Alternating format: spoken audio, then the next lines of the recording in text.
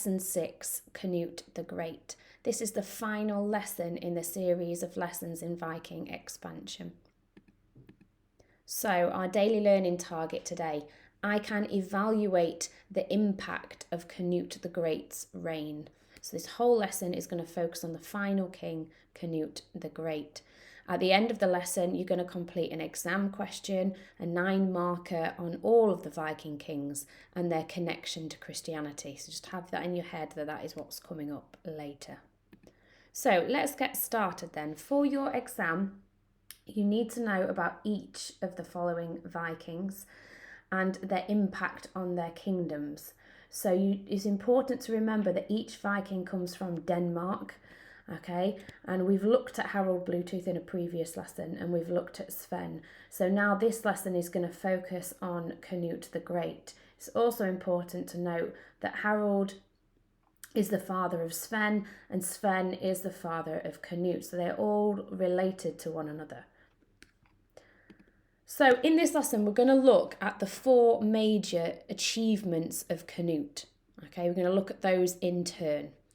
And as we look at those achievements, I would like you to write notes in each box that you've been given. You've been given this note catcher. You need to make sure you've got the notes to be able to answer the 9-marker at the end of the lesson. So let's get started.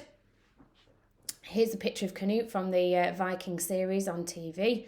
When Cnut's father Sven died in 1015, Cnut was actually only 18 years old, so he was quite young. And when he died, he was left in a terrible situation. So here it says, "Happy birthday, son, welcome to adulthood," because he had to grow up quite quickly. So let's look then at his first achievement. His father's died, and his first achievement, which is really significant, is winning back the English crown. So you might wonder why he had to win it back. So when Cnut's father, Sven Forkbeard, died in 1014, by allegedly falling from his horse, as you can see here, they were in England. In fact, Cnut was fighting with his father in England when his father died. So you'd think that Cnut would take over the power in England. However, that didn't happen. So the English earls called King Ethelred back from Normandy to take over as king. If you remember, King Ethelred fled when Sven arrived in fear of him. So now they've brought him back to be the King of England, which means that Cnut can no longer be or ever be the King of England. That's what he thinks. So what he does is he and the Danish warriors were forced back to Denmark, and that included him. So let's have a look what happens when he gets back to Denmark. Okay, well, when he arrives home to Denmark, he thinks he's going to be the king of Denmark and take over his father's reign. However, his brother, whilst he's been in England, had already taken the throne. So instead of attacking his brother and having arguments with his brother, what he did, he was like, right, I'm going to go back to England and I'm going to try and take back the throne. So that's what he tries to do. So in 1015, Cnut had put a large army together and a fleet of ships of around 7,000 or 10,000 people. So a massive army to then go back to England to take England back. He fought in a series of battles across southern England, okay, down in Wessex. And in April, Ethelred, the king, died, which was lucky for him, really. And his son, Edmund Ironside, took over. So he's fighting against Edmund Ironside to take back England. Eventually, Cnut defeats Edmund at the Battle of Ashington in Essex, which is the south of England, killing many of the most important men in England at the time. So this was really significant. And what happens is that King Cnut actually becomes the King of England in 1016. So he does what he sets out to do, which is to conquer England. Only 2 years after the death of his father, he's come back even stronger. So that's a massive achievement. He is now the King of England, and he's only around 20 years old, so he's a young king. So make sure you've got all of those notes written in the section on your note catcher. Right then, let's have a look. He's the King of England, great. What happens next? His next big achievement, okay? His next big achievement is bringing peace to England. And you might be surprised by that, but actually England had had years of raids and war, mainly from the Vikings, and it was England that needed peace, and Cnut could provide it. Okay, so you'd had the Great Heathen Army attacking England, several people attacking England. The Anglo-Saxons were fed up of the raids and the war, and they really welcomed Cnut and his ways of creating the peace. So he had seven methods of keeping the peace as King of England, and these are the 7 methods. I just want you to pause the video here, have a look at the pictures. Can you guess the different ways and different policies that Cnut brought in to try and keep the peace in England? Okay, so you should have had a minute or two just to kind of work out how he kept the peace. I'm going to go through each one of the 7 aspects in terms of how he kept the peace. So number 1, he created a fleet of 40 ships to defend the country. Now, you might not think that's a lot, but it actually was at the time, okay? Viking ships were particularly successful ships, so he built 40 to defend England, okay? So that's step 1 of how he kept the peace, defence. Number 2, to add to his defence, he created a large army to defend England from attack, okay? So a lot of these soldiers that were fighting in the army were actually brought from Scandinavia, so they were Vikings, and they were paid a large sum of money to fight for England. And this really works. So we've got ships and we've got a large army. Okay, number 3. He actually made all Anglo-Saxons pay a tax to pay for his army and ships. So he's got to get the money for this from somewhere. And what he did is he created his own tax. So each person in England paid for the defence of England. Right, let's look at number 4. Number 4, he gave away Anglo-Saxon land to Danish jarls to rule over. So he had other Danish jarls helping him to keep control in England at the time. So he used his connections.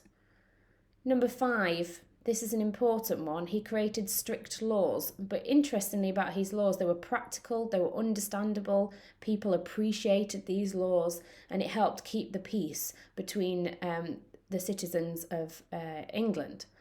So he brought law and order. Let's just backtrack. He gave away land. He created a tax. He built an army. He created a fleet of 40 ships. Let's look what else he does. Did you get this one right? This one was a bit tricky, but Cnut killed important Anglo-Saxon leaders that they might have tried to avenge him. So he got rid of important Saxon leaders. So no one was going to avenge him and try and take the throne from him. And he replaced those with important jarls from Scandinavia. Okay. And this is quite an interesting one. This seems to happen a lot with the Viking kings. But in 1017, he married the sister of the Duke of Normandy, a useful guarantee of peace from that side of the Channel. So if you look down here, Normandy's here. He married the sister of the Duke, which meant that the Normandy was not going to attack England, and it enabled him to keep the peace. So that's really important. That was his second achievement, bringing peace to England. It allowed him to be king for a long time. It gained him respect from the Anglo-Saxon people. They liked having Cnut as king, and that's why he lasted as king for much longer than his father ever did. Right, this is probably one of the most important achievements in terms of, this comes up in the exam quite regularly, linking to Christianity, and it's his relationship with the church. So let's have a little look. So Cnut and the church. Cnut put considerable effort and money into building good relationships and developing the English church. Whilst Cnut was tolerant of Norse pagan beliefs, he identified as a Christian. So he saw himself as a true Christian. Okay, he believed in Christianity, and he wanted to give money from taxes, from wealth from the country to the church to build the church and build its significance in England. Okay, and we're going to have a look at what he did to build the church and his relationship with the church.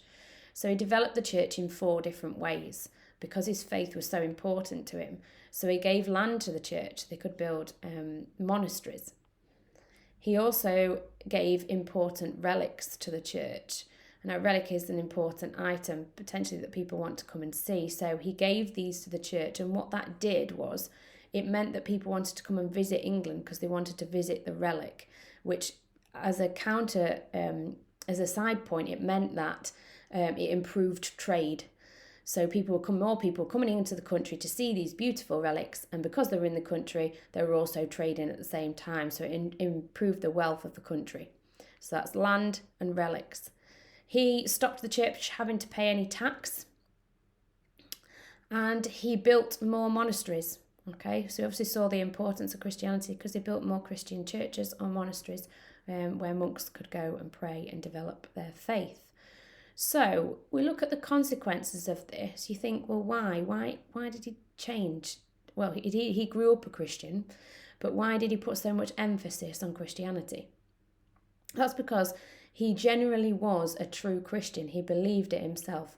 So as a result of the good relationships with the church, it brought Cnut benefits. Because of his actions and kindness shown towards the church, other kings and the Pope, who had been doubtful of his father and his grandfather's faith, Harold Bluetooth and Sven Forkbeard, they actually accepted Cnut as a true Christian. So although Harold converted to Christianity, not everybody accepted that that was genuine. Okay, they thought there was an interior motive to why he became a Christian. However, people did see Cnut as a true Christian. This meant that archbishops, churchmen supported him throughout his reign. They didn't try to overthrow him, which is why he had a successful reign.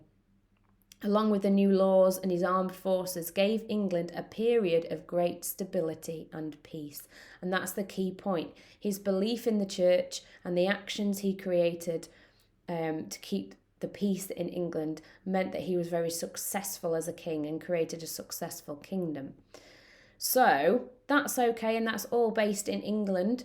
Let's look a little wider at his fourth achievement. Okay, he actually became a European king.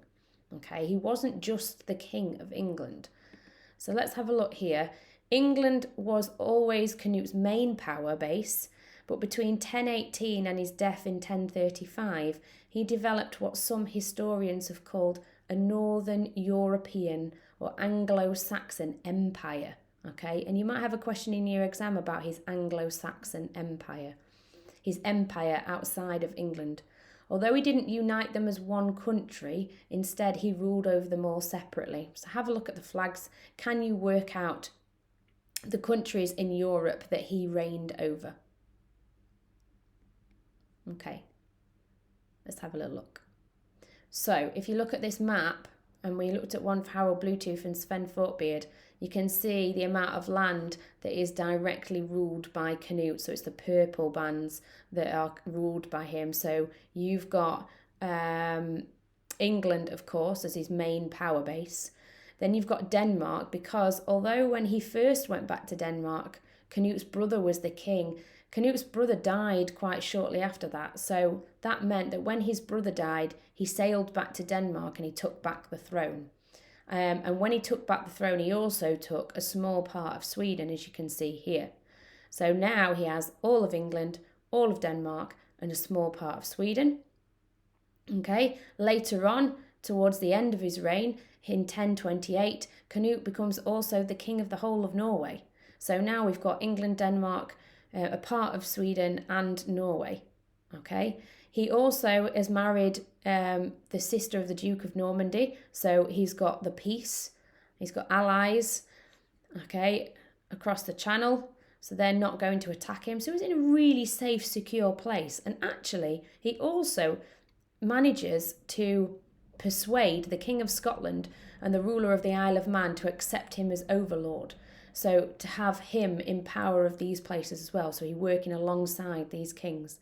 So if you look here, and we just go to the next map and we compare, okay, so Harold only ruled over Denmark and a small part of Vic. Then Sven builds on this, and Sven rules over England, Denmark, a part of Sweden, and Norway. However, he only rules over England for about 5 weeks. You compare this to Cnut, okay, and he has this Anglo-Scandinavian, empire. Okay, he's joined Scandinavia and Anglo-Saxon together in terms of his rule. So why was Cnut known as Cnut the Great? Well, this is why. Because he grew his kingdom. Let's have a look at the achievements. So Cnut won back the English crown. He took it back and he held it for a long time and he kept the peace and he was respected as a king. Cnut restored peace in England. Cnut strengthened the Christian church, and this is really important for why he was so successful in England.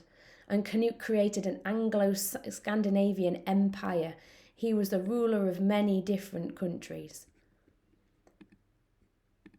So you're going to have a go.